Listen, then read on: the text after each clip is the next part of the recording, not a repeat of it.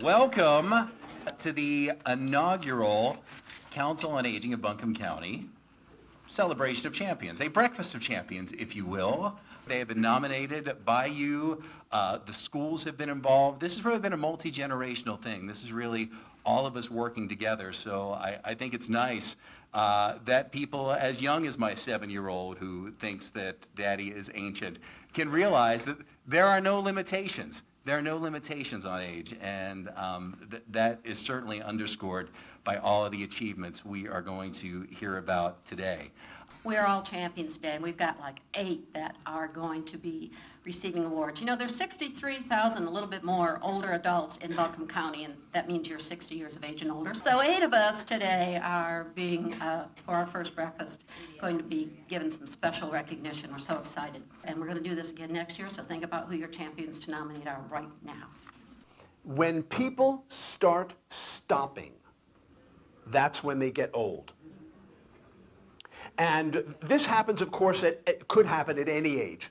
I have seen my share of old people of 20.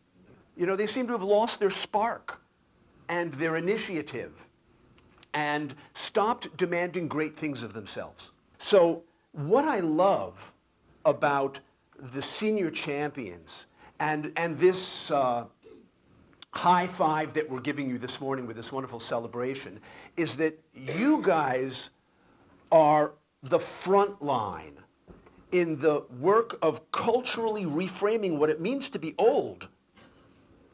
Right? I think you are shining examples of what it means to not just get older, but grow older. A common theme of all of today's honorees is passion.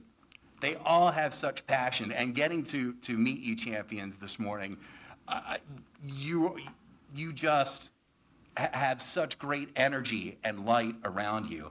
We will begin with Miss Jeanne Bowman, who is in the back.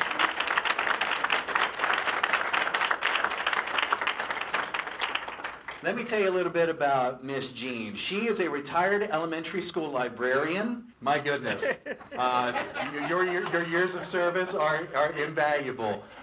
She uses these loving arms to rock babies at the Elida Child Development Center.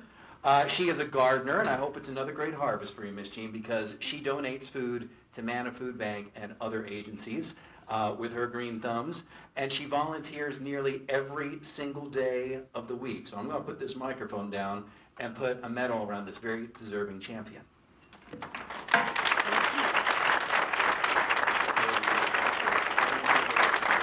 Captain Walton Boyer. Captain Boyer. Young man. He served in the Navy 30 years conducting research analysis for ballistic missile defense. Thank you for your service, sir. He has become an advocate for seniors. He fights to change laws in order to make health care more accessible and affordable.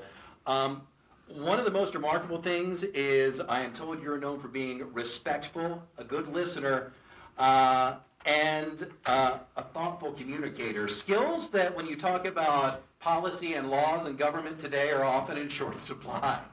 So thank you very much for doing that. Captain Boyer.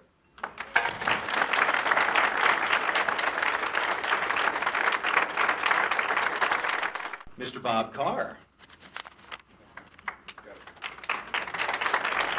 Mr. Carr, thank you for your service. Mr. Carr was drafted into the Army under the GI Bill. A Yale man, correct? Yes. Attended Yale under the GI Bill and ran a lumber company.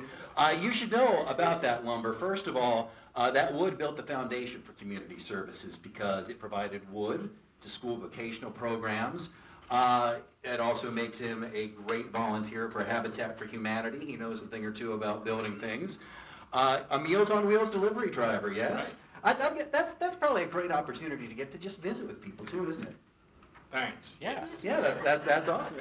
A board member of the council. You've been a board member of the Council on Aging, and I'm told you've got a great sense of humor. So you should probably be up here instead of me. Next year we will work on that, Wendy. Bob Carr, ladies and gentlemen. Miss Judith Cheney, if you will come forward, please, Miss Judith Cheney. Now, I want to tell you something. Miss Cheney would be the best partner to have if you're playing Trivial Pursuit, and here's why. She has worked at the Colburn Earth Science Museum more than 15 years now and is very passionate about the museum's mission. She was also a fashion columnist in Milwaukee and an amazing painter. So she's got just about all of those Trivial Pursuit categories covered. And I was very concerned because my daughter picked out this tie, and I wasn't sure if it went with these pants, but the 7-year-old said, "Wear it, Daddy. I want you to wear it," so I did. But fortunately, my fashion expert says I passed the test and that my daughter's got a good fashion eye. So thank you very much. Her compassion for others and enthusiasm for the arts and science make her a champion.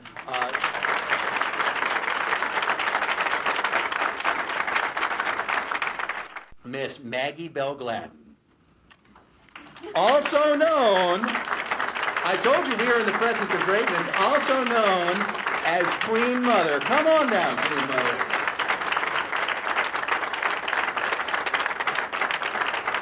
Let me tell you about this beautiful lady. She uses her culinary skills to prepare meals for hundreds of people in need each week. She is a master gardener, another gardener in our midst. Come on down. Oh my goodness. I am happy. I am so glad you're here. I'm so glad I'm here. And the spirit of love is in me, and it's in you too. So I drink the spirit of love in all of us. Thank you. I think that's worthy of celebrating. Mr. Chris Moutos. Mr. Chris Moutos.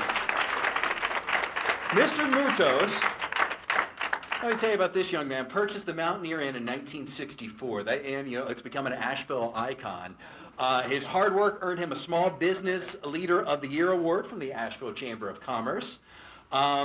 He's also a man of much compassion who people turn to when they know of a family in crisis, somebody that needs a place to stay. They may not have $1 in their pocket. And a great quote from Mr. Moutos: "You deal with good people, you have good life." That's why we're all here today. Good people here. You are a good person, sir, and a champion, and it is my honor to present you with this medal. Thank you. Mr. Bob Tomasulo. Mr. Bob Tomasulo. Let me tell you about this young man. For more than 3 decades, Mr. Tomasulo worked in the Social Security Administration and lived to tell about it. He has used his experience to advocate for Western North Carolina seniors. Another champion with great volunteering service, including work with the Council on Aging, the Aging Coordinating Consortium, and the LGBT Elder Advocates Committee, among others. He provides invaluable guidance to seniors and also agencies on how to best provide help to seniors in need. And no one can complain to you about how harsh a winter might be in Asheville because he is from Buffalo, New York. So he knows a thing or two about that as well. Thank you so much, Mr. Tomasulo.